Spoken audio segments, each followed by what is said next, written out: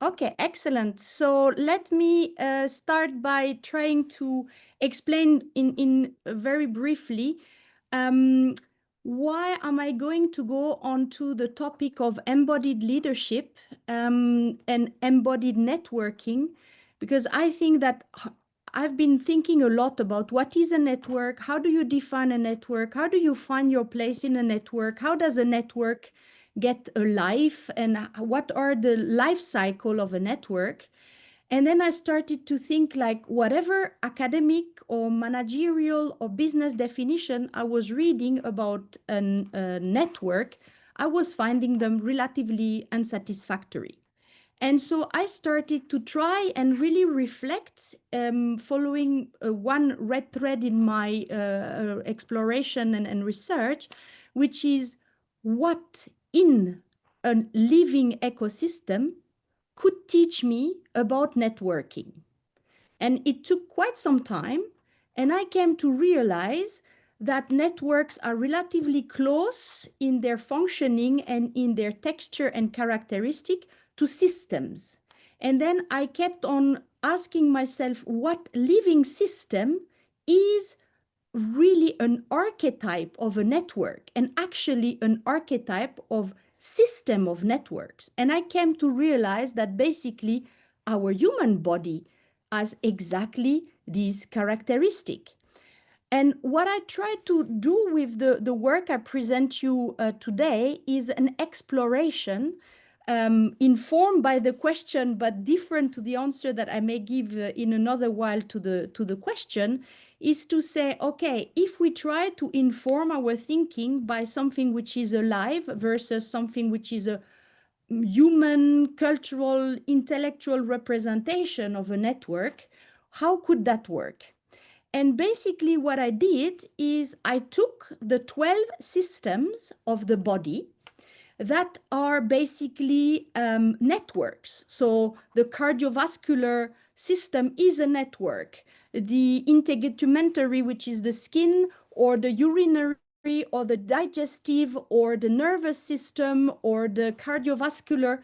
And when you start to appreciate and kind of embody in a neutral way, not in a political way, but in a biological, in a natural, in a life-centric way, the concept of network, it starts to get quite of an interesting conversation, because we see that networks are interdependent and there are many, and they have different function, and they have a chronobiology.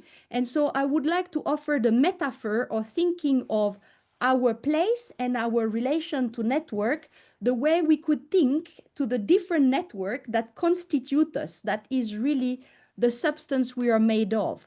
And in that logic, I have been, and I'm not going to bore you with every detail, but I've been mapping the body and the different part of the system of the body to different organizational department or societal function, and then learn from each of them. You can't read the slide. That's not the purpose. I just want to show you that behind what I'm going to continue to explore with you, there are the 12 system of the body. There is the what nature teaches us and informs us very concretely about the functioning of healthy cyclical networks. And that's the metaphor that I invite you to ponder about.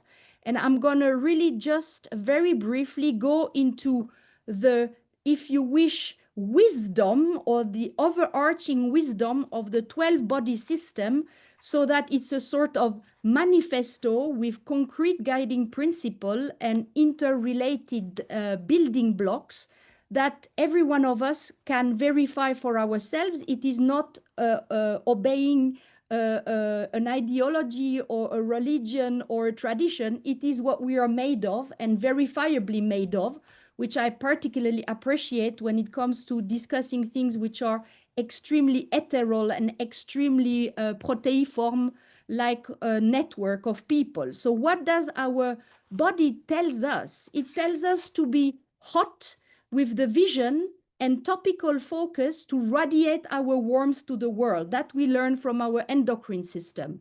It tells us to breathe, to synchronize and invigorate a sense of presence that we learn from breathing. There is not 2 minutes in a row, we cannot really do that. So we learn a lot, and a network needs a lot of breathing in and breathing out and pause in order to have a healthy presence in achieving what it has the intention and attention to deliver to the world. And so I speak in general term, but it applies to a small network in your village, to a big network across Europe, or even more at the scale of the blue planet.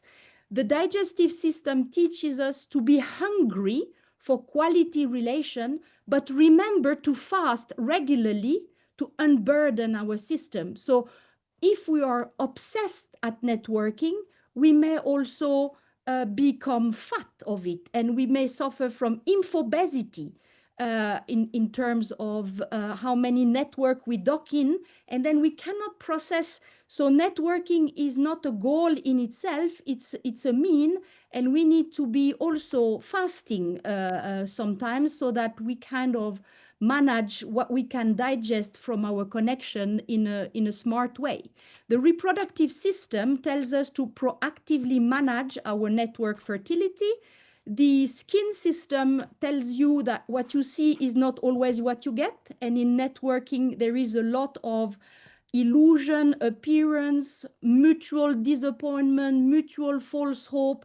And so it's extremely difficult to stay grounded. And I find that really thinking of it like the skin, and how much do you need to clean, and how much do you need to put a mask or not and remove it, is a very, very wise way of approaching network. If we look at network as muscular system, we need to keep fit, we need to keep moving, and everyone, every muscle, every network member, every link in the network need to pull its weight. A network only works if there is a sense of parity and a sense of mutual weight lifting and mutual contribution. When we look at the nervous system, we understand that we need to grow understanding and awareness for what I call the triple body: the earth, the human, and the social. I could say the quadruple body, because there is also the technology, but that we leave for the question after. And then and so on. We have such an incredible system of network in us that we can really truly learn a lot. If we look a little further, we need to prioritize the living, and we know from the lymphatic system that less is more. So sometimes we also need to kind of tune down our appetite, consumption, or not become network consumerist, because otherwise we cannot keep the quality of the other value proposition and guiding principle above. We also need to kind of process input and output like the body processes nutrients and waste. And if we would re-enliven our various network, first, do we know what network we are part of? Actively, passively, consciously, unconsciously, there is a whole map of the territory that it would be particularly smart to jot down on a piece of paper and really see how they interact, synergize, or contradict each other, so that we cultivate life versus consumption. The skeletal system stand straight and tall for yourself and others and your network as a whole. So a network is not something you dock in when it suits you and you dock out when the tie is getting a little bit uncomfortable. So the same, you cannot just say, oh, today I put my shoulders on annual leave and I go to the beach because this is a bit uncomfortable. Being part of a network requires standing, otherwise you are just social loafer or just a parasite like in nature. And finally, the immune system is telling us to stay combative and let go of, sometimes we need to fight, sometimes we need to let go. So we know from our immune system how much our body is the accountant of our memories. And for me, what matters really is to realize how much network is not a theoretical, purely political, ideological exercise. It's the very nature and the very texture that we human are made of. And the more we manage to have this reflexive conversation on the outer and on the inner world, and the more we are born and owning our humanity, the healthier we can offer networking capacities and capability to the world. So that would be my concluding words. Life is regeneration. Regeneration is life. Let's keep alive also when we network.